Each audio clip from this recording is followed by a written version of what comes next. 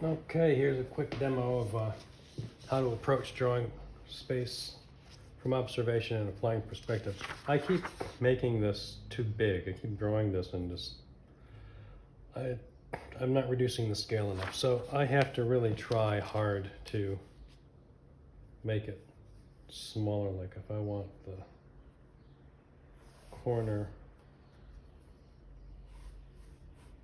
that I see in front of me like that.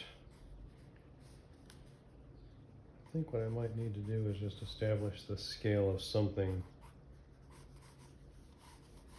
first.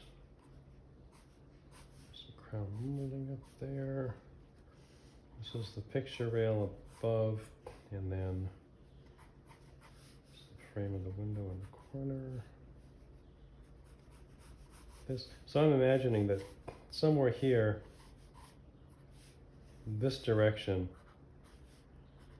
there's a vanishing point over here. I don't necessarily have to have it in my drawing, and actually if you try to have it in your drawing, it's really not gonna work very well, because your drawing would have to be really small in order for me to put, like, the vanishing point is like somewhere down here. I'm not so interested that you can demonstrate in drawing from observation that you have a vanishing point or two vanishing points for 2-point perspective in your drawing. Mainly, I want you to be able to use perspective, your knowledge of perspective, to establish the angles. So like this angle coming down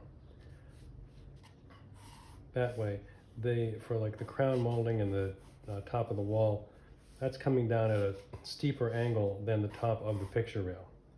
And then as I get to the window frame and the mini blind,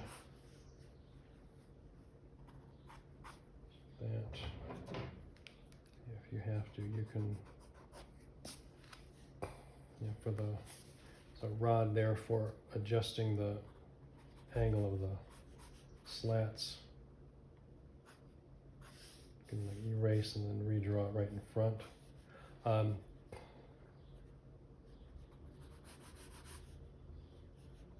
the string, like that. So the mini blind can seem pretty complicated, but as with so many things, if you break it down, make it, try to find what is simple about it and draw that first. So here's edge of the frame. Still, I keep thinking that I'm drawing this small, and I'm not drawing it as continually, like I'm not drawing it as small as I think I am, but this is all right. The window is complicated. I've got about this much space. So my vanishing point, so if I think my vanishing point is down here, then I can just approximate like the top of the windows there. I know it's just a little above my eye level. And so the angles here, as it comes down, like so, based on these angles, I can understand that my horizon line is somewhere around there. Then I can see the opening of the window there. Window frame, oh man, yeah. Windows are very complicated. There's a lot of edges in them. You know, it shouldn't be too surprising, but still, when you go to draw them, you always realize just how much is actually there. So rather than let myself get caught up in all the detail, I'm just going to sketch in larger. Like I can see there's the exterior, there's brick out there, there's the flashing, there's the window, and then here's the interior of the window, like the structure of the window set in the wall right there. Yeah. And I've got this window that needs to be replaced. Again, I'm still making it smaller than I'm actually seeing it. It's actually a much larger window than that. But hopefully this gives you some idea, like the edge of the sill goes to the vanishing point there. And anything, let's see if there's a table here. These angles are much less sharp. They're not as steep as these. So here they're going to a vanishing point way, way, way, way to the right.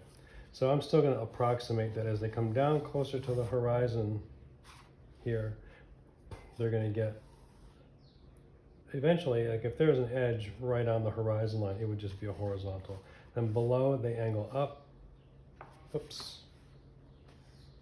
Let's say I have a table that's not a good angle. Just be careful that you're not like making your angles too like artificially steep. Okay, so let's say like here, right here, there's windowsill. Let's say I've got windowsill there, and then this would go there, and then there's the thickness of the wood, and then the frame below, and then I would say there's a table here.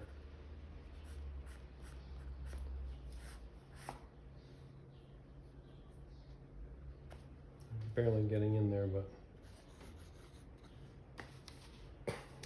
yeah. So hopefully this helps you see like angles down, the angles down, the angles up. Eye level is here. So when drawing up perspective from observation, again, you are approximating what you see and you're trying to just make it look right in terms of perspective. But also remember to look at your, it's almost like you're drawing a still life or something. You're trying to represent the image that's in front of you as best you can.